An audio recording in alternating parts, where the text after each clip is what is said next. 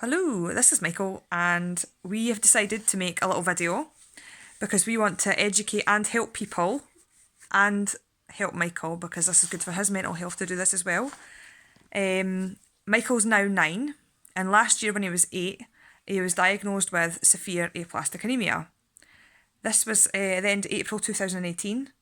He had transfusions of platelets weekly and sometimes twice a week. The red blood cells were not so frequent. He's not been to school since the end of April last year or had any social activity.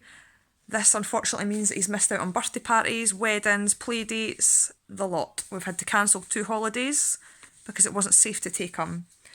He's had a stem cell transplant and that happened in December, just past. And it was via a sibling donor, his little sister, who was only 3 at the time. So we want to make a short video to start with, like I say, to educate and help people, but also because we feel it would be good for Michael to get some stuff off his chest, and he wants to do it. And if anybody's got any questions, they can leave a comment under the video, and we can maybe do another video if there's enough questions to help people like us. Okay, so I'm just going to basically interview Michael with 5 questions to start with, and Michael's going to say what he feels. It's not rehearsed. He's going to do it his way. Okay, you ready? So the first question I've got for you, Michael, is what is aplastic anemia? Aplastic anemia is basically, it's like a kind of little, it's kind of like bruises basically, you know? If like, basically, if like you're getting dressed for bed or something and you notice like bruises but you haven't been hurt or altered all of that day, that's a sign of aplastic anemia. So that's a symptom. But can you remember what I told you? Bruises. What is aplastic anemia though? Like what is it? Can you remember what it is? Aplastic anemia is basically... If you need help, I'll help you. Aplastic anemia is basically... It's just one of the... It's basically a rash. That's one of the symptoms. But can you remember what it is? No. Do you want me to help you? It's bone marrow failure, isn't it? It's when your bone marrow doesn't work anymore. But you're right, that is one of the symptoms, isn't it? Yes. What other symptoms is there? There is symptoms of... Well, what you started off, you had a lot of rashes and bruising.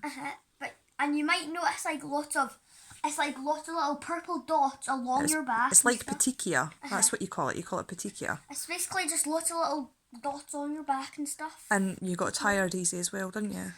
Basically makes you a slouchy, sleepy cabbage. You had lost appetite because you were really skinny. I'd lost my appetite. But that's hard to distinguish between other things because a lot of wee boys that age are really skinny. Hey.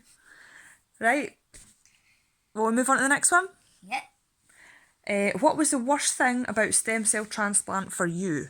The worst thing about stem cell transplant, the worst thing about it was that, are you talking about stem cell transplant? When you had to go in for the transplant? Recently. Yeah, then December you had your transplant. So basically, I think that the worst part of it was probably some of the medicines.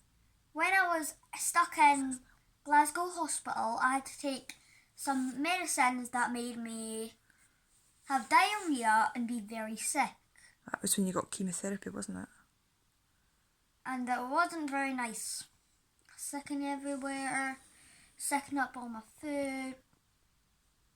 I was terrified I was terrified of pizza for a while because as soon as a bit of pizza spewed. So, okay, Next one. Do you mind missing school? I kind of do mind missing school because school is giving me some, those times at school where you get to have activity with your pals, like art and stuff. You get to have fun with your pals, and it's really sad. It's very upsetting. And I don't like it. But you're not allowed to go to school, are you? Why not? I'm not allowed to go to school in case there's any bugs there, or I'm basically like a fortress that has no shield. It can easily be attacked by insects or infections. I could easily get a bug. I'd get sick, diarrhea, You'd end up in hospital for weeks. end up in hospitals for weeks. You ready for the next one? Yes. Okay. Was this question 4? This is question 4. Because all the other questions have kind of had wee bits where we've kind of tailed off and asked an extra question. So we kind of cheated. What makes you most unhappy about your journey right now? The thing that's most upsetting... The thing that's most upsetting is that just the medicine, it just doesn't make me feel happy. Because you still have to get oral meds. The medicine are so upsetting.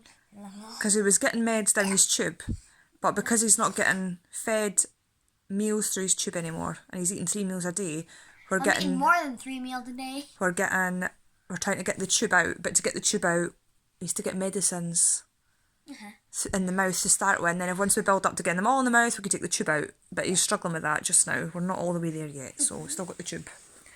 Next one, and this is the last one. Right, one of the medicines that you're on is cyclosporin, and that is change your appearance, the hair. It causes, one of the side effects for cyclosporin is hair growth. So Michael's got very hairy legs and arms and a back and a face. Very hairy. Hairy. Does it bother you that people seem to like to comment on your hair growth every single time they see you? It actually doesn't bother if they comment my hair growth or not because it's still me. Because someone could easily just picture in my mind me without all the hair. And anyway, I'm kind of liking all this hair. It's helped me get a sweet unibrow. So that's it. That's the 5 questions, and we kind of tailed off with extra ones, but that's all right. Yeah, we're not like professional video makers, and First video. Yeah, this is our first video. We didn't want it to be rehearsed and ridiculous. We just wanted it to be just us making a video. And if anybody does want to get in touch and say anything productive and helpful, or wants us to say anything helpful and productive, then we'll quite happily go along with that, eh? Michael's got a lot to say, and he's very clever. He's only 4 months post-transplant, so things are still really hard. But, like I say, Michael wants to help, don't you? So, that's it.